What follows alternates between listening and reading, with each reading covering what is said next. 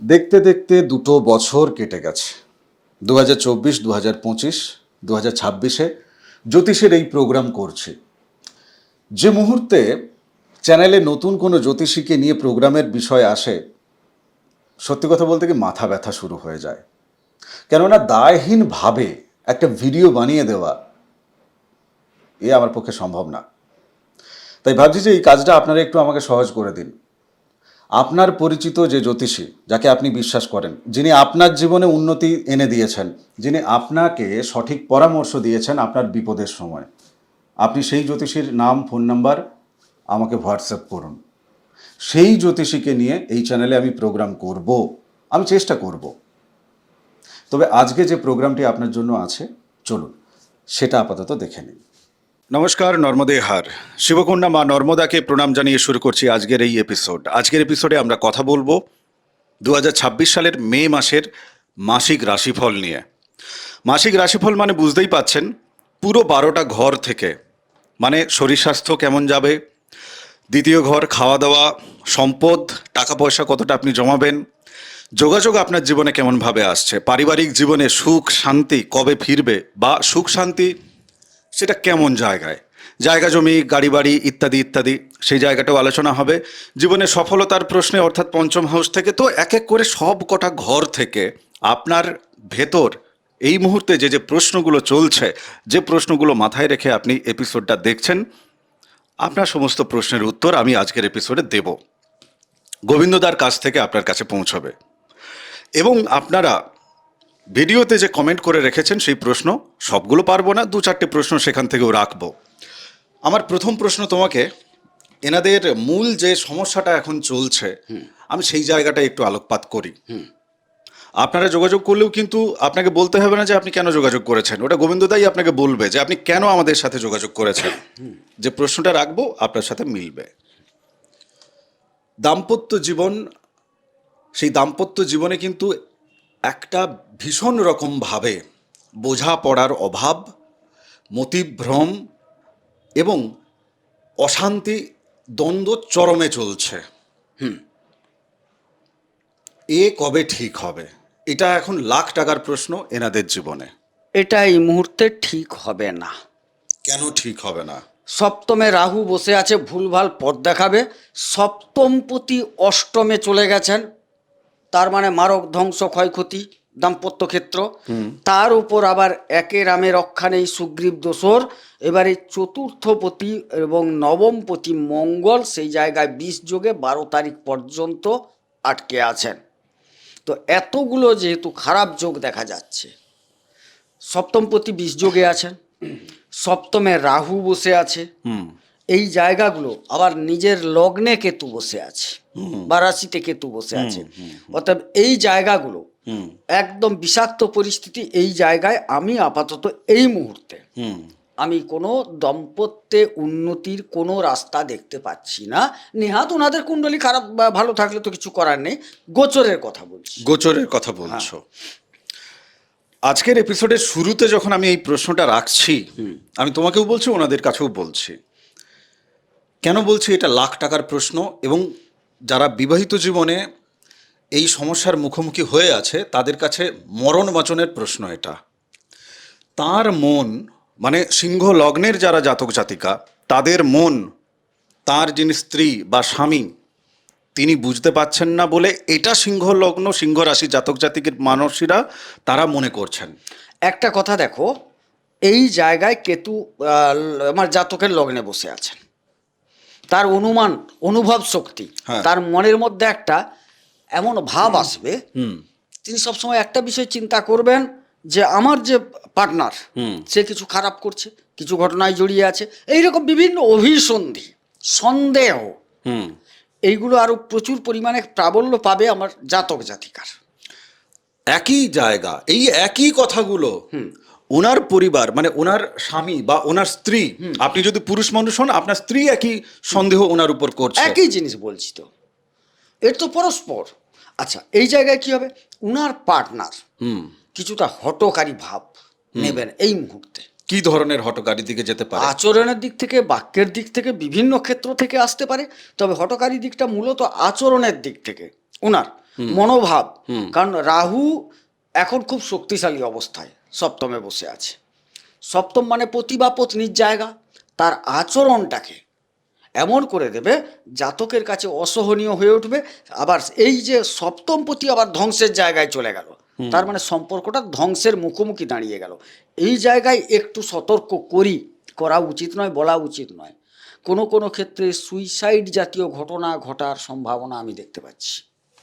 আমি এই প্রশ্নটা যখন নিচ্ছি না, আমি জানি যে আমি এপিসোডে মিষ্টি মিষ্টি কথা না বলে ওই ভীমরুলের চাকে ঢিল মারার মতো প্রশ্নটা আমি রাখলাম।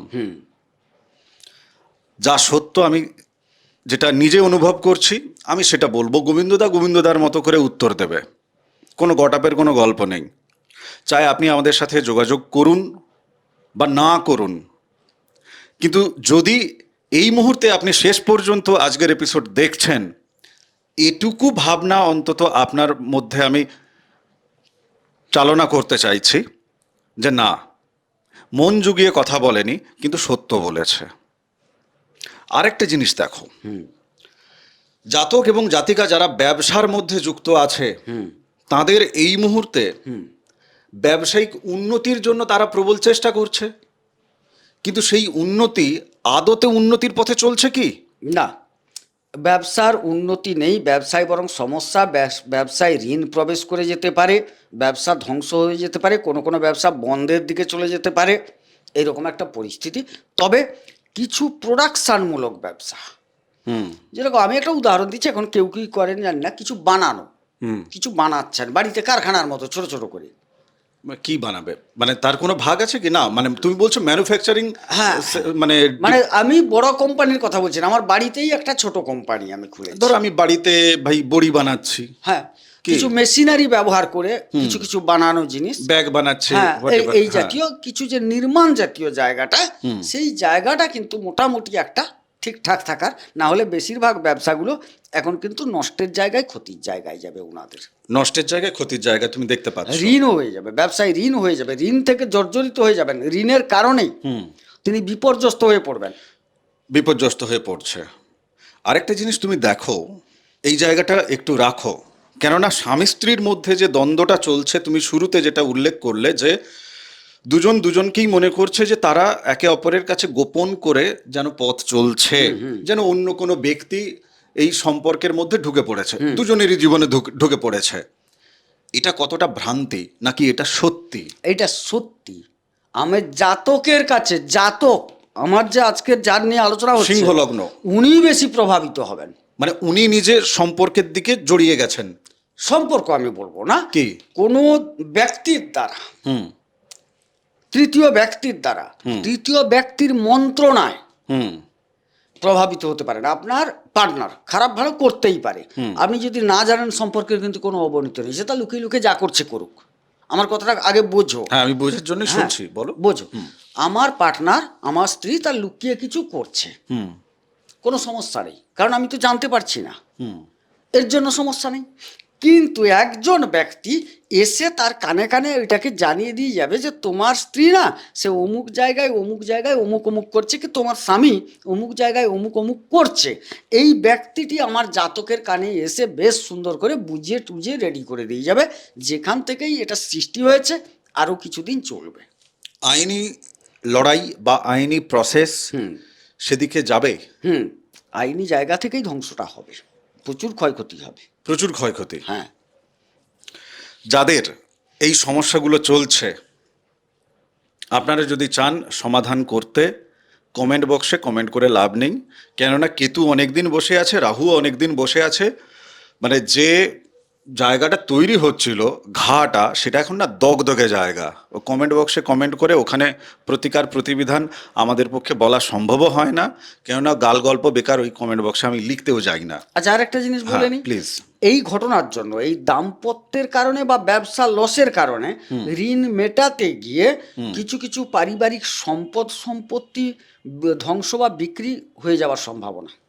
এই তো কিছুদিন আগে ঢাইয়া গেছে এনাদের, সেখানে অনেকে সম্পদ কিনেছে, তাহলে সেই সম্পত্তি কি আবার বেরিয়ে চলে যাবে? হ্যাঁ, পুরো কি চলে যাবে? মানে তুমি বলছো সম্ভাবনা হ্যাঁ, আছে। সম্ভাবনা আছে। দেখা গেল আমার একটা বাইক আছে, আমার ঋণটা হয়ে গেছে 50,000 টাকা, প্রচুর তাড়া দিচ্ছে, আচ্ছা এই মুহূর্তে বাইকটা বিক্রি করে আমি ঋণটা শোধ করে দিই। যাদের ধরো ঋণ চলছিল আগে থেকে, হ্যাঁ, তাদেরও সেটাই। কি ঋণ বেড়ে যেতে পারে? হ্যাঁ, ঋণটা আরে সুদের সাথে ঘোড়া দৌড়াতে পারে না। আচ্ছা আচ্ছা, বুঝতে পেরেছি। সন্তানদের পড়াশুনোর যে জায়গাটা, সেই জায়গাটাকে নিয়ে একটু যদি বলো। হ্যাঁ, পড়াশোনার জায়গাটা মোটামুটি খুব একটা খারাপ দেখছি না। বৃহস্পতি একাদশে বসে পঞ্চমে দৃষ্টি রেখেছে, যারা উচ্চ শিক্ষায় আছেন বিশেষ করে তাদের ক্ষেত্রটা খুব একটা খারাপ দেখছি না। আর যারা স্নাতক স্তর পর্যন্ত পঠন পাঠন করছেন, তাদের বর্তমান সময়টা খুব একটা ভালো যাচ্ছে না। 12 তারিখ পর্যন্ত বিঘ্নিত হবে পঠন পাঠন। যে সমস্ত সন্তানদের ক্ষেত্রে বাবা মায়েরা দেখেন যে কিছুতেই পড়ায় মন বসছে না, মাথায় থাকছে না, তো এদের মূলত মানে এই সিংহ লগ্ন সাপেক্ষে কোন রাশিটা বা কোন গ্রহটা এখানে ফ্যাক্টর, যার প্রতিকার করলে পরে ওর এই সমস্যাটা ঠিক হয়ে যাবে? এক কথায় বলি, ছেলেটি আগে কোন শ্রেণীতে পড়ছে সেটা বিবেচনা করার দরকার আছে। আচ্ছা। কারণ দ্বিতীয়, চতুর্থ, পঞ্চম, নবম এখান হচ্ছে পড়াশোনার জন্য ঘরগুলি চিহ্নিত। এবারে দেখা যাচ্ছে এই দ্বিতীয়, চতুর্থ, পঞ্চম, নবমের মধ্যে সবগুলো তো কারুর খারাপ থাকে না, না। তার কোনটা খারাপ আছে সেটা বুঝে নেওয়ার দরকার আছে। আর বিশেষ করে পঠন পাঠনের জন্য না, বুধ বৃহস্পতিকে খুব ভালো থাকতে হয়। যারা বিবাহিত জীবনে নেই, এবার আমার তাদেরকে নিয়ে প্রেমের প্রশ্নে তোমার কাছে আমি পৌঁছালাম। তাদের জীবনে প্রেম, তাদের জীবনে পুরনো প্রেম বা নতুন প্রেম ইত্যাদি ইত্যাদি কি দেখছো? এক কথায় বলছি, প্রেমের জায়গাটা খুব মিশ্র। প্রেম থেকে কিছুটা লাভবান যোগ, আবার প্রেম থেকে কিছুটা ধ্বংস যোগ। এবারে লাভবান কোনটা হবে, ধ্বংস কোনটা হবে, দুরকম তো একটা কথা বললাম যে ম্যানেজ করার মতো হ্যাঁ না। হ্যাঁ। বৃহস্পতির একটা দৃষ্টি প্রেমের জায়গায় আছে, শনির একটা দৃষ্টি প্রেমের জায়গায় আছে। আচ্ছা, প্রকৃতপক্ষে সাত্ত্বিক প্রেমী যারা, তাদের প্রেমটা কিন্তু শুভ ফল দান করবে, অর্থাৎ বাস্তবায়ন হবে, সাফল্য পাবে। আর যারা লালসাযুক্ত প্রেম করছেন, তাদের প্রেম কিন্তু মানে খুব মিষ্টি মধুর হবে না। মানে লালসা দিয়ে শুরু হয়েছে, সেটা মগজমারি দিয়ে শেষ হবে। বেশ। যোগাযোগের ক্ষেত্রে আমি এটা আরেকটু তোমার পৌঁছাচ্ছি ব্যবসায়িক দিকে বা কর্ম রিলেটেড জায়গায় পৌঁছাচ্ছি। কেমন যোগাযোগের ক্ষেত্রে এই মুহূর্তে যে ধরনের মানুষদের সাথে যোগাযোগ ওনার হচ্ছে, সেটা কর্মের নিরিখে তুমি আমাকে বলো যে সেই যোগাযোগগুলো কতখানি সফলতা ওনাকে দেবে, ডেভেলপমেন্ট কতটা দেবে? অ্যাকচুয়ালি যোগাযোগে কর্মক্ষেত্রে ওনারা যোগাযোগ করছেন, সেটা স্বনিয়োজিত ক্ষেত্র হতে পারে তার পরামর্শ বা তার ডেভেলপমেন্টের জন্য, আর সরকারি ক্ষেত্রেও হতে পারে, বেসরকারি ক্ষেত্রেও হতে পারে। এই যোগাযোগটা বর্তমান ঘটবে। আচ্ছা, কতদিন ঘটবে? মে মাসের 15 তারিখ পর্যন্ত এটা ঘটবে। 15-র পর এখান থেকেই এই যোগাযোগ থেকে একটা লাভবান যোগ দেখতে পাওয়া যাচ্ছে। তো তাহলে ধরো যারা বিজনেস করছেন, তারা যোগাযোগটা ভালো পাচ্ছে, 15 তারিখের পর তাদের লাভ হচ্ছে, এটা বললে কি ভুল বলবো? না, ব্যবসার ক্ষেত্রটাই হয়তো দেখা যাবে কিছুটা সেলিং, হ্যাঁ ইত্যাদি জায়গা। স্বনিয়োজিত, একটু ক্লিয়ার করো তুমি আমাকে। স্বনিয়োজিত কর্ম বলতে একজন অ্যাডভোকেটকেও আমরা স্বনিয়োজিত কর্ম বলতে পারি? অবশ্যই। ধরো তুমি অ্যাস্ট্রোলজি করছো, আমি স্বনিয়োজিত, এটা স্বনিয়োজিত। তাহলে এইসব জায়গাগুলোতে কেউ টিউশন করছেন, টিউশন পড়াচ্ছেন, স্বনিয়োজিত মানে নিজের কাজ জোগাড় করতে হচ্ছে, নিজের কাজ নিজেই সব নিজে করছেন, নিজেকেও ক্লায়েন্ট জোগাড় করতে হচ্ছে। এই ক্ষেত্রে যোগাযোগগুলো তুমি বলছো 15 তারিখের পরে লাভজনক। 15 তারিখ পর্যন্ত যোগাযোগটা ঠিকঠাক হবে। আচ্ছা, তারপর 15 তারিখের পর থেকে লাভ তুলতে পারবেন। হ্যাঁ, তাহলে এখান থেকে যদি লাভ তুলতে পারে, তার মানে এটা কি বলা যায় যে এই ধরনের লোকজনদের জীবনে বরং ঋণ হবে না, ঋণ মিটিয়ে দেবে? হ্যাঁ, হতেই পারে। যখন লাভ পাবেন, ঋণটা তো হয়ে আছে, এই লাভ থেকে তিনি ঋণ পরিশোধের জায়গাটা তৈরি করবেন ধীরে ধীরে। দেখো, আজকে আমি লাভ গোচরে পাওয়া শুরু করে দিলাম মানে যে একদম, যদি হ্যাঁ যারা কোটি কোটি টাকার সেলফ এমপ্লয়ি আছেন তাদের ব্যাপারটা আলাদা, কিন্তু যারা একটা মোটামুটি করেন, কিছুদিন সঞ্চয়ের পর তো তিনি ঋণটা শোধ করবেন না, সেটা এখন দেখা যাচ্ছে একটা যোগাযোগ থেকে একটা লাভবান যোগ। আমি একটা জায়গায় একটু ক্লিয়ার করি। দেখো, আমরা গোচর থেকে এই জায়গাগুলো দেখতে পাচ্ছি, কেমন? এবার আপনার ষষ্ঠপতি, তার সাথে কে জন্মছকে বসে আছে, সেক্ষেত্রে আপনি ঋণ দিয়ে যে তুলে নিতে পারবেন, এই জায়গাটায় কিন্তু পেঁচ আছে, বুঝতে পেরেছেন? এটা আপনার প্রিয় কোনো জ্যোতিষীকে আপনি দেখিয়ে নেবেন একটু। মানে অনেক টাকা ধরুন আপনি ধার বাকি দিয়ে দিচ্ছেন, এই আমাদের এই কথা শুনে তাহলে সেটা হয়তো বিপদে আপনি চলে যেতে পারেন আর কি। আর আগে থেকে যদি দিয়ে থাকেন এখনো পাচ্ছেন না, তো আপনি তাহলে ঘন্টা বেজে গেছে বুঝতেই পেরেছেন, আর ওই পথে যাওয়াটা ঠিক হবে না। সরকারি চাকরি বাকরি পাওয়ার ক্ষেত্রে রবি এই মুহূর্তে নবমে এনাদের তুঙ্গি অবস্থায়, এনাদের লগ্নাধিপতি। তো সরকারি চাকরি পাওয়ার ক্ষেত্রে মূলত সেটা কেন্দ্রীয় সরকার হোক বা রাজ্য সরকার হোক, পোস্ট খুব কম, চাকরির জন্য পরীক্ষা দিচ্ছে লাখ লাখ ছেলেমেয়েরা, বাধা বিপত্তি কাটিয়ে পৌঁছাবে। হ্যাঁ, কিছুটা সম্ভাবনা দেখতে পাওয়া যাচ্ছে, কারণ লগ্নপতি নবমে, পরে দশমে আসছেন, আবার দশমপতি তিনি দশমে থাকছেন 15 তারিখ পর্যন্ত, তারপরে 15-এর পরে আসছেন। হ্যাঁ। একটা স্বল্প সম্ভাবনা অবশ্যই দেখা যাচ্ছে। স্বল্প সম্ভাবনা হ্যাঁ, দেখতে পাচ্ছ। স্বল্প সম্ভাবনা আছে। মূলত যারা ধরো এই যে বারবার চাকরির পরীক্ষা দিচ্ছে, 2-1 নাম্বারের জন্য কেটে যাচ্ছে, এখানে গ্রহগত প্রভাব ওনাদের জীবনে, সিংহ লগ্ন সিংহ রাশির জীবনে কোন গ্রহটা ওই ক্ষেত্রে মানে ধরো হতে গিয়েও হচ্ছে না, কার প্রতিকার দরকার? হতে গিয়ে না হওয়াটা সফলতায় বাধা। হ্যাঁ, সফলতায় বাধা, ঠিক। এই ক্ষেত্রে দেখতে হবে উনার প্রথমত বৃহস্পতি। এবারে সফলতা বিভিন্ন ক্ষেত্র থেকে ভাবা হয়, তারপর দেখতে হবে কিসের সফলতার জন্য তিনি যাচ্ছেন, না চাকরির জন্য। দশম দেখতে হবে, দশমপতি কি আছে। আচ্ছা, তার মানে তুমি পঞ্চম বলছো, দশম বলছো। হ্যাঁ, এই দুটোকে মূল। আর একটা যে ওই দশমের নবম, ষষ্ঠ শনি, হ্যাঁ, এটাকে দেখার দরকার আছে। অর্থাৎ ওনাকে বলবো উনার বৃহস্পতি মঙ্গল শনিটা ঠিক আছে কিনা। আর রবি তো তার একদম নিজের লোক, নিজের। তাকে তো ভালো থাকতেই হবে, এবং তিনি তো গোচরে ভালোই আছেন। হ্যাঁ, গোচরে ভালো আছেন, তুঙ্গাবস্থায় আছেন ভাগ্যস্থলে। পরে তিনি আবার দশমে পৌঁছাবেন, হ্যাঁ। মানে কর্মের মনোভাব তৈরি হবে, ভাগ্য সাথ দিচ্ছে, নিজের ভাগ্য নিজে রচনা করবেন। হ্যাঁ, সেই জায়গাটায় আমি আসতাম। নিজের ভাগ্য সত্যি এই মুহূর্তে ওনারা নিজেরা রচনা করছেন। সরকারি চাকরির ক্ষেত্রে যাদের এই যে বাধা বিপত্তি চলছে, তুমি তো এই জায়গাগুলো বলে দিলে তুমি, ওনারা যদি মনে করেন তাহলে কমেন্ট বক্স না করে হোয়াটসঅ্যাপে সরাসরি যোগাযোগ করে নেবেন। আমি আরেকটা যেটা এখানে গুরুত্বপূর্ণ জায়গা দেখতে পাচ্ছি, বলো।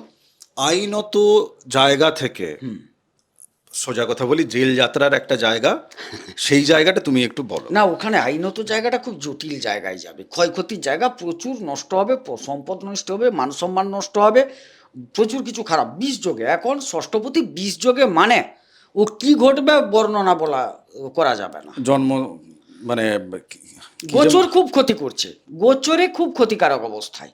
এবারে কুণ্ডলী যদি কিঞ্চিত সাপোর্ট করে সেটা আলাদা। হ্যাঁ, এই যেরকম আমরা বিবাহ নিয়ে খুব খারাপ বলছি, তো দেখো বৃহস্পতির একটা দৃষ্টি পড়ে আছে। এবারে প্রকৃতপক্ষে বৃহস্পতি, রাহুও দেখো তার সেই জায়গায় স্বনক্ষত্রে, বৃহস্পতিও একাদশের স্বনক্ষত্রে, দুজনেই শক্তিশালী। হ্যাঁ, এবারে দেখা যাচ্ছে উনার কুণ্ডলিতে বৃহস্পতিটি দুর্বল, বিবাহের যে প্রপাকাণ্ডাটা ঘটে যাবে।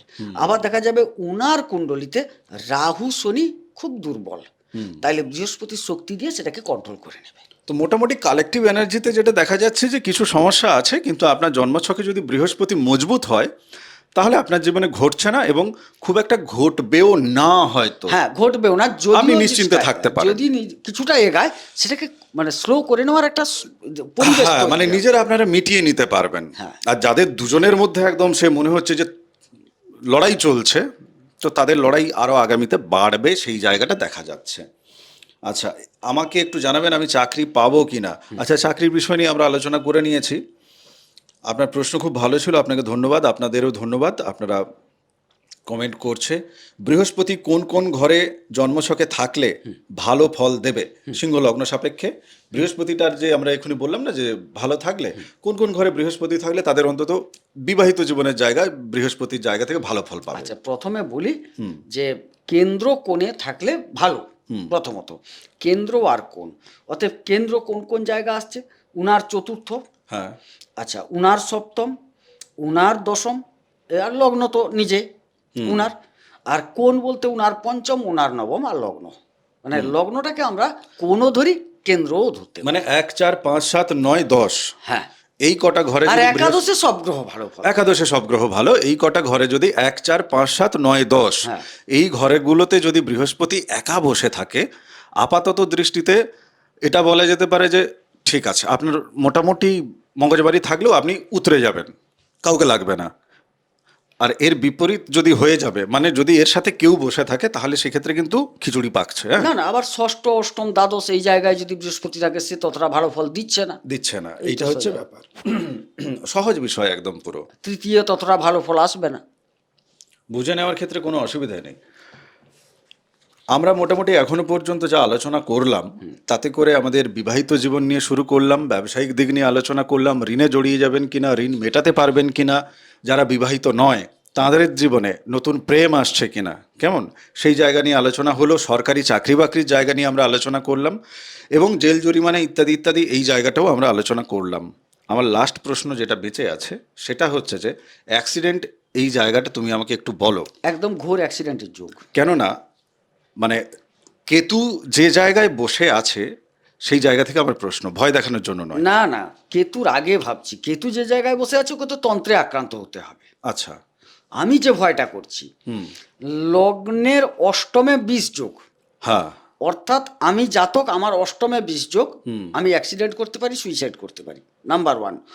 আমার সপ্তম পতি অষ্টমে 20 যোগে আক্রান্ত, আমার পার্টনার স্ত্রী বা স্বামী তিনি অ্যাক্সিডেন্ট করতে পারেন, তার ক্ষতি হতে পারে, অপারেশন হতে পারে, ক্ষতি হতে পারে, মানে উভয় পক্ষের এখানে কিন্তু আমি অ্যাক্সিডেন্টও দেখতে পাচ্ছি, উভয় ক্ষেত্রে সুইসাইডের জায়গাও দেখতে পাচ্ছি, উভয় ক্ষেত্রে বিচ্ছেদের জায়গাও দেখতে পাচ্ছি। বাংলাদেশ থেকে বলছি, একটা নেপালি রুদ্রাক্ষ 21মুখী মালা। আচ্ছা, এগুলোর জন্য হোয়াটসঅ্যাপ, এগুলোর জন্য কমেন্ট বক্স থেকে উত্তর টুত্তর ওগুলো খুব একটা যায় না। সিংহ রাশির কি কোনো দিন ভালো হবে না? অবশ্যই ভালো হবে। আপনি একটা কাজ করুন, আমাকে হোয়াটসঅ্যাপ করুন, কি করলে ভালো হবে সেই জায়গাটা আপনার কাছে ক্লিয়ার রাখবো। আরেকটা খুব ভালো প্রশ্ন করেছে কেতু। কেতু এই মুহূর্তে এই যে মঘা নক্ষত্রে বসে আছে,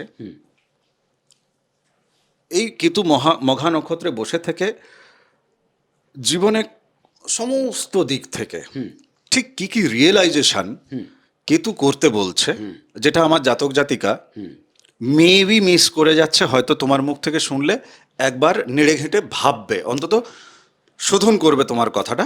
আচ্ছা, যদি গ্রহণ করার হয় আপনারা গ্রহণ করতে পারেন, নইলে নাও করতে পারেন। প্রথমত কেতু যখন লগ্নে আসে, সে চায় প্রথমত তুমি আধ্যাত্মিকতায় যাও, তুমি কিছু উপাচার ত্যাগ করো, আড়ম্বরতা, হ্যাঁ, ত্যাগ করো, খাদ্য তালিকাকে সংকুচিত করো, সংযত করো, মানে সহজ সরল এবং কি বলবো কৃচ্ছ সাধন করার মতো খাদ্য যেগুলো, সেগুলোকে তুমি গ্রহণ করো, নিজেকে সত্যতার জায়গায় রাখো এবং ধর্মীয়ভাবে অনুরক্ত হও।